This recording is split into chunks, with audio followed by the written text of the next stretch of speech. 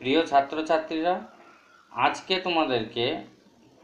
তোমাদের বাংলার মরশুমের দিনে যে গদ্যাংশটি আছে তার 11 নম্বর যে প্রশ্নটা আছে সেই 11 দাগের প্রশ্নের উত্তরগুলো আজকে তোমাদেরকে বলবো। তো দেখো, নিজের ভাষায় উত্তর লিখতে হবে। তো দেখো, 11-1 এই প্রশ্নটি বলছে যে বাস ডিপোয় অপেক্ষামান যাত্রীদের ছবি কিভাবে পাঠ্যাংশে ধরা পড়েছে। বাস ডিপোয় অপেক্ষামান যাত্রীদের ছবি কিভাবে পাঠ্যাংশে ধরা পড়েছে। তাহলে এই প্রশ্নটির উত্তর তোমরা এইভাবে লিখতে পারো যে বইয়ের তোমাদের পাঠ্যাংশের প্রথম প্যারার থেকে কিন্তু উত্তরটা লেখা।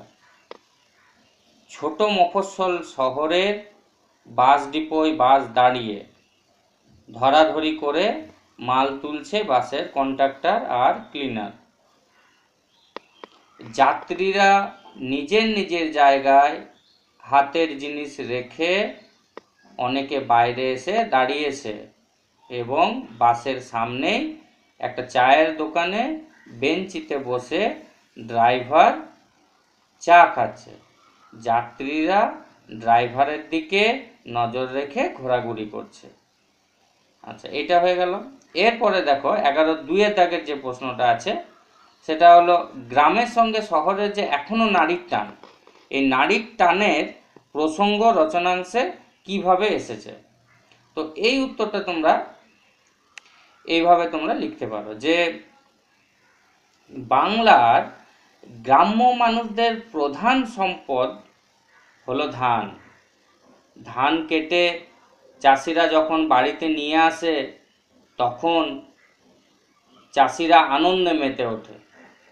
নিজেদের খাবার জন্য ধান রেখে বাকি ধান তারা বিক্রি করে অর্থ উপার্জন করে, মানে টাকা পয়সা ইনকাম করে।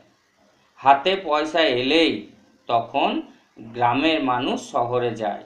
কেউ বাসে চেপে যায় মেয়ে দেখতে, কেউ মেলা দেখতে, কেউ শহরে যায় দরকারি জিনিসপত্র কিনতে, কেউ যায় সিনেমা দেখতে। এইভাবেই বোঝা যায় যে গ্রামের সঙ্গে শহরের এখনো নারীর টান রয়েছে। আচ্ছা, এরপরে দেখো 11 দাগের 3-এরটা, ধানের সবচেয়ে বড় বন্ধু বৃষ্টি।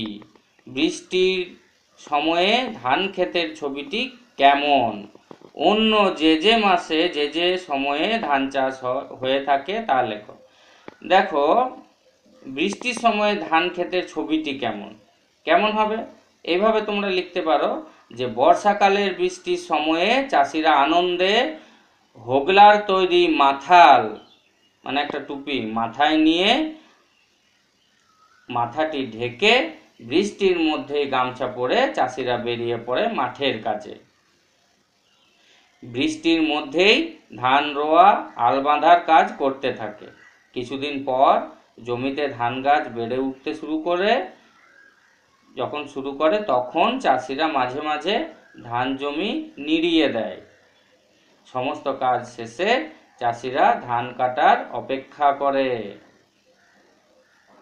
তারপরে দেখো আছে প্রশ্নটা যে অন্য যে যে সময়ে ধান চাষ হয়ে থাকে তা লেখো। তাহলে অন্য যে যে সময়ে কখন কখন ধান হয়, আমাদের দেশে বছরে 3বার ধান হয়, আউশ আমন বোরো।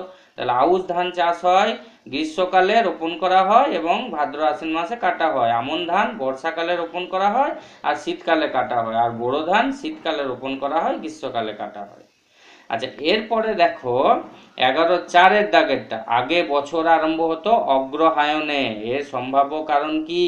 তাহলে এর সম্ভাব্য কারণ তোমরা এইভাবে লিখতে পারো যে সুভাষ মুখোপাধ্যায়ের লেখা মরশুমের দিনে পাঠ্যাংশের বিবরণ থেকে জানা যায় যে দেশি মতে আগে বছর শুরু হতো জল বৃষ্টি আর ফসলের সময় থেকে, আর অগ্রহায়ণ মাসে যেহেতু নতুন ফসল ঘরে উঠত তাই আগের দিনে এই অগ্রহায়ণ মাসটিকে বছরের শুরু হিসাবে মানা হতো। অগ্রহায়ণ মাসের অগ্র শব্দের অর্থ গোড়া বা শুরু, আর হায়ন শব্দের অর্থ হলো বছর। সেই কারণেই বছর আরম্ভ হতো অগ্রহায়ণে। ঠিক আছে? আচ্ছা, এরপরে বাকি প্রশ্নগুলো পরের ক্লাসে হবে। ঠিক আছে।